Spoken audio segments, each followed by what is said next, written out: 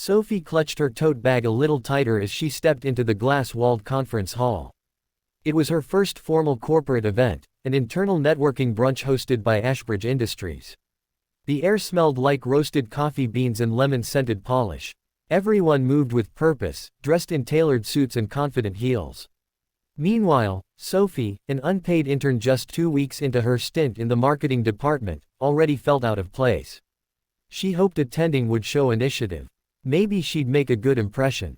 At the very least, she thought she could learn something about how people worked at the top. She wasn't technically invited. Her manager had just shrugged when she asked about it. "Sure, if you want," he said without enthusiasm. But no one had given her a seat number, and now she was floating in a sea of clicks and senior staff, trying not to look as lost as she felt. Her eyes scanned the room. Every table had name cards. She walked by slowly, pretending to check her phone as she hunted for a familiar face, or an empty spot. Near the front of the room, one table stood out. Linen napkins were folded into swans. Real china. Crystal water glasses. Fancy. The name cards weren't easy to read from a distance, but one seat was unoccupied. She made a snap decision. If anyone questioned her, she'd just apologize and move. She smoothed her skirt, walked up, and slid into the seat as discreetly as possible. Across from her sat a man in a dark suit, broad-shouldered and silent, eyes locked on his phone. His face was sharp, his expression unreadable. Without glancing up, he sipped his water, clearly uninterested in small talk. Sophie gave him a polite nod. Nothing. No smile. Not even a flick of his gaze. She thought she whispered it, but apparently not quietly enough. "Wow. Rude." The man's head tilted slightly. "Excuse me." Sophie froze. "Oh, I wasn't talking to you. I didn't mean it like that. Sorry." He stared at her for a moment, then returned to his phone. Not a word. She shrank in her chair, cheeks on fire. Great. She had just insulted some senior executive. Probably one of the partners. She reached for the water glass, but her hand trembled a little as she lifted it. Her thoughts raced. Should she leave? Would that be worse? Pretend it didn't happen. Before she could decide, others began to join the table. They were older, more polished, and they all greeted the man across from her with genuine warmth and a hint of reverence. "Morning, Mr. Stone. Glad you could join us, sir." He nodded in response to each, offering a faint smile but few words. Sophie felt her stomach turn. Stone. Mr. Stone. That name. Her eyes widened slightly. Damien Stone. As in Damien Stone, founder and CEO of Ashbridge Industries. The man she'd just called rude to his face. She wanted to vanish. She tried to act natural, keeping her eyes on her plate as servers brought out the first course. Conversation floated around her, none of which she could follow. She was too busy internally screaming. She picked at her food in silence, barely tasting it. Occasionally, she glanced at the man across from her boss's boss's boss. He said little but seemed entirely in control of the table's energy. Every time someone addressed him, they did so with caution. He wasn't rude, just intense, reserved, calculated. When the event ended, people stood and mingled, and Sophie took the chance to make a quick exit. She didn't look back. She didn't breathe until she was in the elevator alone. Her phone buzzed in her bag, but she ignored it until she was out of the building. It was a message from an unfamiliar number. Sophie Clark, marketing intern. Monday, 9 a.m., 54th floor.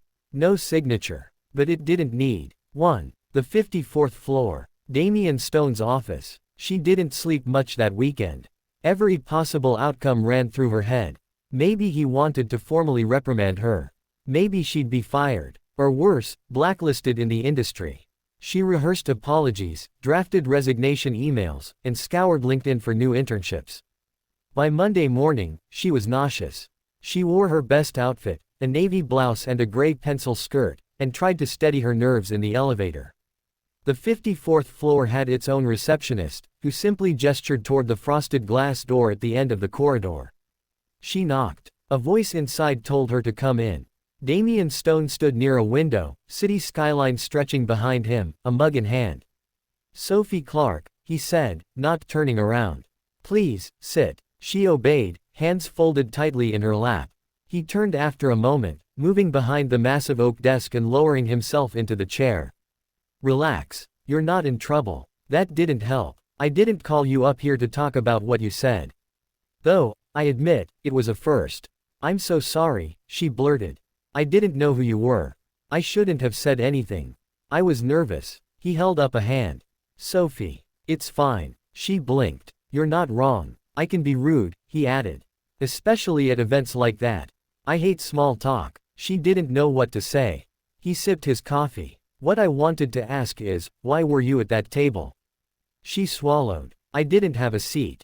I wasn't really invited. I just saw an empty chair and sat. I didn't realize it was VIP. He studied her face. You just walked up and took initiative. I guess, she said quietly. That's good. She looked up, confused. He leaned back in his chair. Too many people in this company wait for permission. You didn't. That stood out to me. She didn't know if he was complimenting her or testing her. He continued. I've been watching our new hires, interns included. Trying to see who has spark.